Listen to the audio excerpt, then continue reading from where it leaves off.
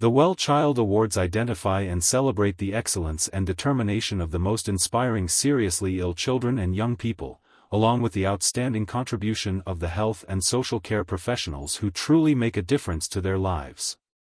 It was an event that had always been of the positive ilk. Harry had an association of long standing with it. This year's ceremony, however, took a very strange turn when Harry stepped up to make a speech and was met by a barrage of boos and projectiles from the audience. Harry and his wife Meghan stepped down from their roles as senior working royals in 2020 by throwing a statement that took the monarchy by surprise. They cited media intrusion and a desire to have a more private life as their reasons. However, their actions since moving to America have led some to accuse them of wanting their cake and eating it too.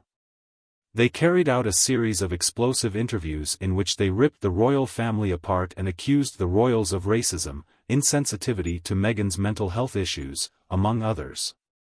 This has further strained the relationship within the family. However, Harry and Meghan would still love to be associated with the royal patronages in the UK, even though they do not really serve on behalf of the Queen and conduct royal duties.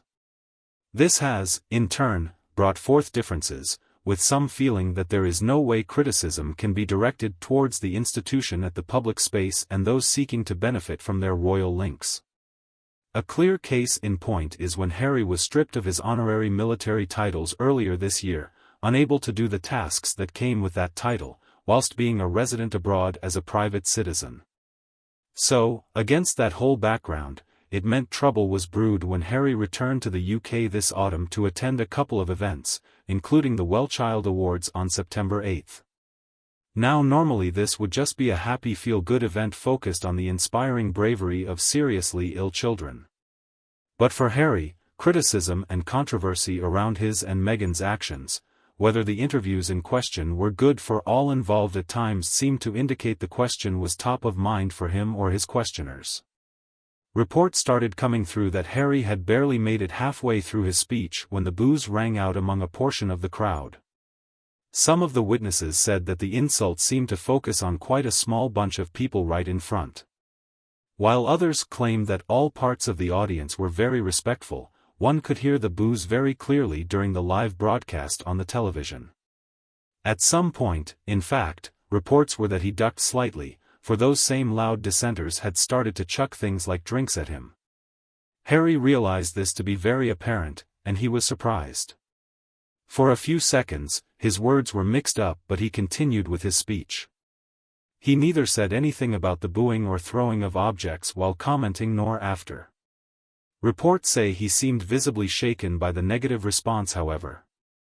But why was all this bombastic venom against Harry when he would have been lauded to the skies anyway, and quite justly, it might be added. Let us find out. First of all, the crowd of booing very likely consisted of Brits who feel that Harry has disrespected the Queen and monarchy with his interviews and actions since moving away.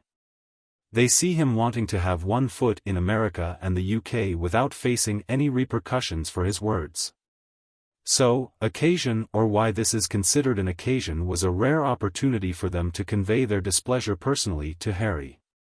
Second, the cost of living and fuel prices were increasing in the UK. Some felt it being hypocritical for Harry to speak at an event for a sick children's charity while living a pampered life in California off the back of big money deals with Netflix and Spotify. They argued he should be doing more tangible contributions if he wants to continue being associated with UK charities. Lasting resentment does still linger, in fact, with some associated with the royal family and the British establishment press towards Harry and Meghan. Figures like these audiences feel the royal couple has smeared important institutions while playing the victim card. Thirdly, this came just after Harry had an interview with a US TV show where he furthered criticism about his father, King Charles, and royal family life. That fresh anger may have carried over for the dissenting attendees. So, in a nutshell, while the Well Child Awards are normally happy and feel-good events, this time it was one of negativity chasing after Harry because of his actions and putting a strain on parts of the British public relationship. A small sample of the booing attendees, it seemed, emboldened, that this showed their disapproval's depth. Likely frustrated, he doesn't face consequences in Britain as he is a non-working royal living abroad. Harry did his best in his turn to recall attention to the priority of the mission of this event in his speech without reacting to the disruption. But he must be wondering how he would be able to keep a foot in both the worlds of the UK and the US if such open hostility is to greet him on his rare returns to his native country. It rather brings to the fore the challenges he has to meet in rebuilding trust with his detractors, not just at an event where one is associated with a charitable cause. The following day, the internet and royal commentators were awash with debate on whether the booing was an overreaction or, to others, the most natural response given the circumstances.